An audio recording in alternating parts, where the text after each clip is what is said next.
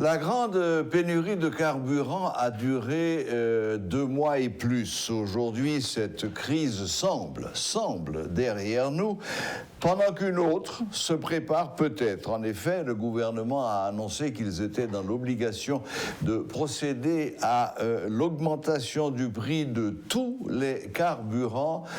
On se souvient que c'est une mesure comme celle-là qui avait déclenché les sinistres événements de juillet 2018.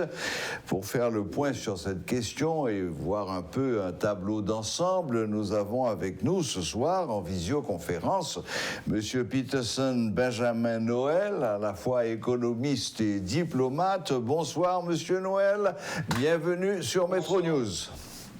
Bonsoir, c'est un plaisir d'être avec vous et je profite de l'occasion pour vos participations, pour vous souhaiter une bonne période de fête. Oui, je vois que vous avez déjà l'arbre derrière vous, c'est bien, nous met dans l'ambiance. Bon, monsieur Noël, qu'est-ce que vous pensez de cette augmentation du prix des carburants? Il fallait s'y attendre, les syndicats sont remontés, nous avons reçu certains syndicalistes, en particulier dans le domaine des transports en commun. Cette annonce est loin de faire l'unanimité. Bon, et en termes de... Bon, il faut analyser la question sur plusieurs aspects. Et d'abord, il faut dire que le pétrole, c'est un produit énergétique qu'on ne produit pas en Haïti. Et de toute façon, pour avoir le pétrole, il faut l'importer. Et dès qu'on parle d'importation, il y a un coût. Maintenant, lorsqu'on regarde le prix du pétrole sur le marché international, on voit que le prix a beaucoup augmenté depuis quelques temps. Par exemple, même aux États-Unis d'Amérique, pour le pétrole 93, pardon, et octane, et ça se vend à $3,85, à $3,85, $3,87. Maintenant, si on regarde le prix pratiqué en Haïti, et là, on vend le pétrole, si on arrive à le trouver, bien sûr, et c'est environ $2,37. Maintenant, si on parle du marché, là, c'est pratiquement impossible pour qu'on continue à acheter, ou du moins à vendre la gasoline, par exemple, à $2,10, à $2,13, $2,14, pendant que ce même produit se vend aux États-Unis, un pays qui produit le pétrole, et à $3,45. Maintenant, la grande question qu'il faut poser, et oui, on va augmenter, mais comment? Maintenant, on a entendu les commentaires des principaux ministres et les officiels du gouvernement. Ils ont dit, bon, il faut augmenter pour réduire cette subvention de 30 milliards d'euros par année. Et il faut réduire, il faut augmenter le prix pour pouvoir avoir des fonds supplémentaires pour reconstruire les routes, pour financer les programmes sociaux, etc.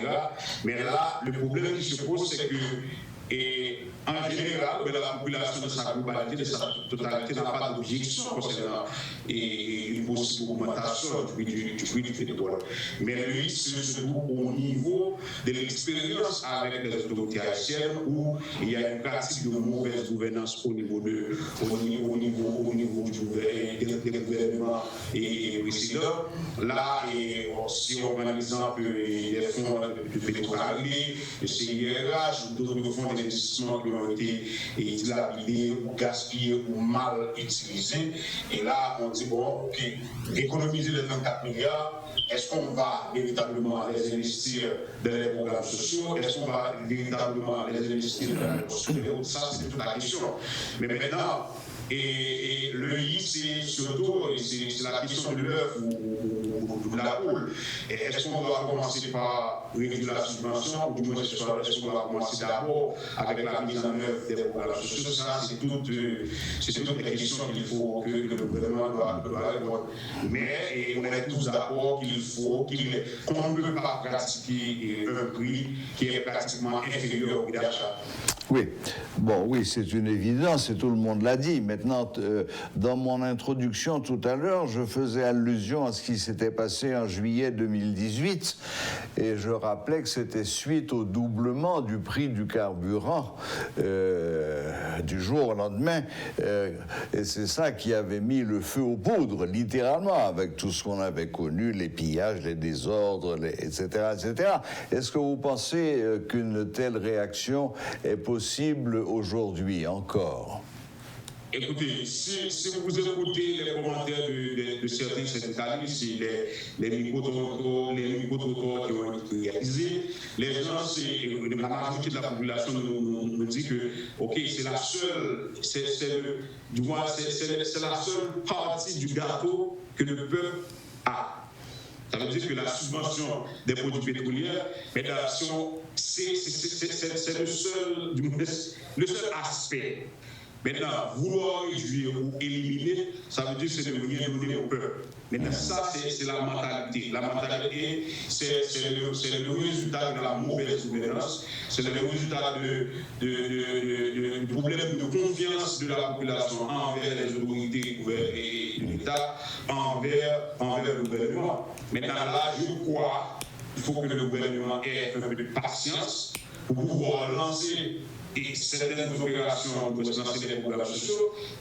Par exemple, dans un premier temps, il faut pouvoir résoudre le problème de sécurité. Comment on va demander à une population d'accepter une augmentation des prix des produits pétroliers? Dès qu'on a une augmentation des prix des produits pétroliers, on aura de toute façon, c'est automatique, une augmentation des prix de nos produits. Parce que le pétrole, c'est un produit transversal et qui a un impact direct sur les prix des autres produits. Ça veut dire que si on a le kidnapping, l'insécurité, le blackout, pratiquement tout est en mode arrêt ou au ralenti dans le pays, ajouter une augmentation du prix du pétrole, là, ça va aggraver les choses, ça va aggraver la situation économique de la population. Oui, bien sûr. Bon, maintenant chacun sait que l'insécurité est en grande partie liée aussi à l'absence de programme social. Donc c'est là qu'on tourne en rond. Vous avez parlé de l'histoire de l'œuf et de la poule, c'est un peu la même chose. Faut-il d'abord combattre l'insécurité ou ce qui est en grande partie la cause de l'insécurité, c'est-à-dire l'absence de programme social pour les populations les plus défavorisées. Bon, alors finalement, en conclusion, Monsieur Noël, comment voyez-vous les jours et les semaines qui vont venir? Vous nous avez déjà souhaité de passer de bonnes fêtes. Est-ce que vous pensez qu'on pourra passer de bonnes fêtes en Haïti cette année? Bon, en 2019, on m'avait posé cette même question et on était peu, j'avais répondu que l'année 2020 sera pire que l'année 2019 et on a eu. Il y a coronavirus, etc.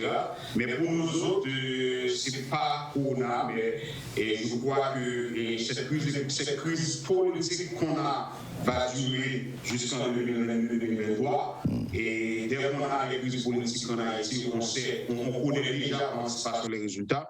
Mais en ce qui a trait au pétrole, moi-même, je sais que en tant qu'économiste, il faut être logique. Il faut être logique pour dire qu'on ne peut pas continuer à pratiquer un prix aussi bas. Et lorsqu'on voit ce qui se passe au niveau de la Régie. Oui, c'est-à-dire on ne peut pas continuer à subventionner. Au niveau du gouvernement, le gouvernement puisse prendre des mesures pour dire à la population qu'on va pratiquer la bonne gouvernance. Il faut que les ressources, parce que là, on dit, juste avant de terminer, on dit que là, il y a 30 milliards de gouttes de subventions pour les produits pétroliers. Ouais. On a oublié que pour cette même année fiscale, l'État a déjà octroyé 14 milliards de gouttes de subventions et sous forme de franchise douanière. Donc, si on ajoute des 30 milliards, plus les 14 milliards de subventions, ça fait 44 milliards de gouttes de subventions.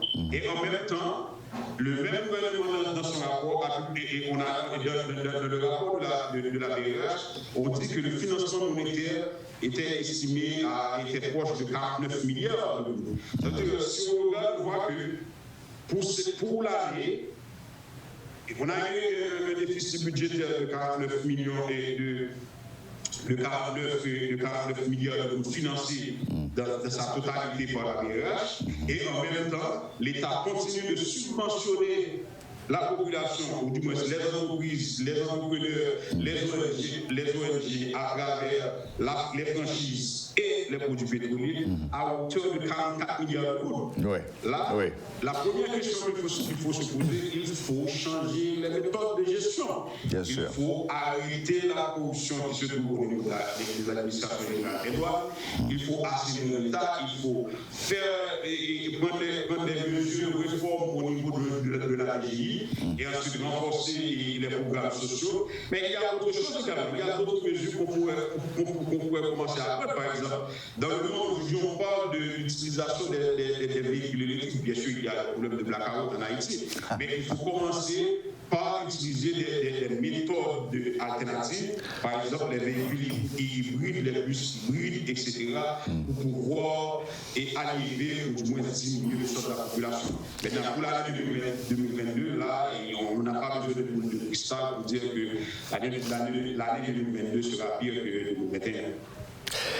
Eh bien, ça fait beaucoup de il faut, Monsieur Noël. Enfin, merci beaucoup de nous avoir accordé un peu de votre temps et de nous avoir donné votre sentiment sur cette affaire de produits pétroliers. Évidemment, votre dernière phrase fait un petit peu mal.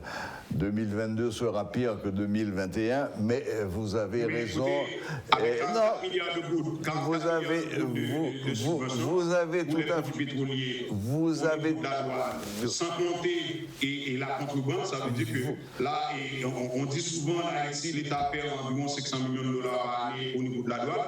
On a 500 millions de dollars plus 30 millions pour les subventions de produits pétroliers, 14 millions en subventions. Là, on parle automatiquement, c'est un État qui n'est pas géré. Vous avez tout à fait raison, Monsieur Noël. Vous avez tout à fait raison, mais c'est quand même dur à entendre, même si c'est objectif.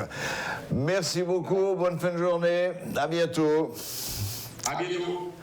Voilà, c'était Monsieur Peterson Benjamin Noël, économiste et diplomate, qui nous donnait son sentiment sur l'actuelle crise des carburants, augmentation et avec une petite projection sur l'année 2022 qu'il prévoit comme pire que 2021.